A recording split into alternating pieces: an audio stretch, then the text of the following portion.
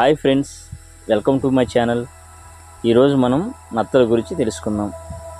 వీటిని ఆంగ్లంలో స్నైల్ అని అంటారు. నత్తలు మొలస్కా జాతికి చెందిన ఒక రకమైన జంతువులు. నత్త అనేది గాస్ట్రోపోడా తరగతికి చెందినది. కర్పరం లేని నత్తలను స్లగ్ అని అంటారు. నత్తలు కీటకాల తర్వాత ఎక్కువ జాతులున్న జీవుల తరగతి. నత్తలలో కొన్ని సముద్రాలలో, కొన్ని భూమి మీద, మరికొన్ని మంచినీటిలోనూ జీవిస్తాయి. ఎక్కువ భాగం నత్తలు శాకాహారాలు. కొన్ని సముద్రపు నత్తలు మాత్రం ఆమ్నివోర్లు. సామాన్యంగా మనం ఎక్కువగా చూసే సముద్రపు నత్తల పరిమాణంలో చాలా ఎక్కువగా ఉంటాయి. కొన్ని ఊపిరితిత్తులలో శ్వాసక్రియ జరిపితే మరికొన్ని చేపల వలె మొప్పలుంటాయి. నత్తలు చాలా మెల్లగా ప్రయాణం చేస్తాయి.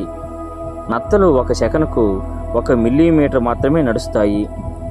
నత్తలు మెల్లగా నడవడానికి కారణం వీటి శరీరం క్రింద జిగురు లాంటి పదార్థం ఉత్పత్తి అవుతుంది. దీని కారణంగానే నత్తలు బండరాళ్లపై నుంచి క్రింద పడిపోకుండా గ్రిప్ సాధిస్తాయి. ఇప్పటి వరకు 60,000 నత్తలు ఉన్నాయి అని శాస్త్రవేత్తలు గుర్తించారు. నత్త మీద ఉండే పెంకు చాలా గట్టిగా ఉంటుంది. కాల్షియం కార్బోనేట్తో తయారయ్యే పదార్థం పొరలుగా ఉండి నత్తకు రక్షణ కల్పిస్తుంది.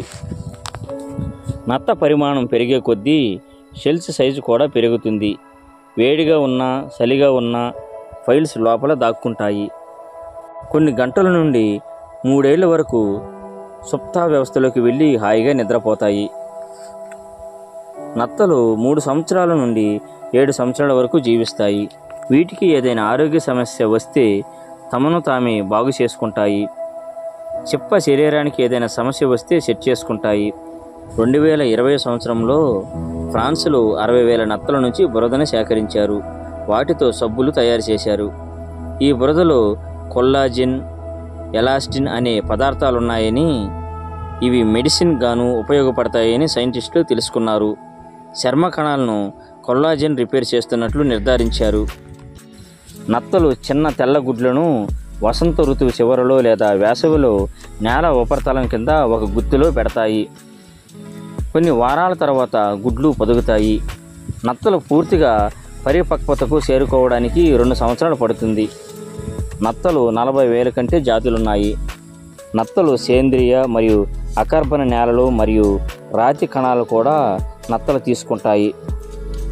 కాల్షియం, బేరింగ్, మినరల్స్ యొక్క వినియోగం నత్తల వాటి షెల్లను నిర్మించడానికి అవసరమైన పోషకాన్ని అందిస్తుంది. ఇవి ఎక్కువగా కాల్షియం కార్బోనేట్, ప్రోటీన్, బాహ్యపూత, పెరియోస్టాకంతో ఉంటాయి. నత్తలు పచ్చని ప్రదేశాలలో నివసించేటప్పుడు అవి తాజా ఆకులు, కాండం మరియు బెరడు, అలాగే పుట్టగొడుగులు, బెర్రీలు మరియు పాలకూర వంటివి తింటాయి. నత్తలు మరియు స్లగ్గులు సమృద్ధిగా ఉన్న నేలలో మరియు వృక్ష సంపద అనువైన తేమ స్థాయిలు మరియు ఆశ్రయాన్ని అందించే ప్రాంతాలలో నివసిస్తాయి. ఇవి కుళ్ళిపోయిన ప్రక్రియలో కీలక పాత్ర పోషిస్తాయి. మట్టిలోకి మరియు వాటి గుండా వాటి మలం, మృతదేహాలు మరియు పెంకుల ద్వారా పోషకాలను రీసైక్లింగ్ చేయడానికి మరియు పంపిణీ చేయడానికి సహాయపడతాయి. తోట నత్తకు దాదాపు 14,000 దంతాలను కలిగి ఉంటుంది. ఈ దంతాలు చాలా చక్కని తురుముగల పీట వలె పనిచేస్తాయి. ఈ వీడియో కోసం మీ విలువైన సమయాన్ని కేటాయించినందుకు ధన్యవాదాలు. Thank you.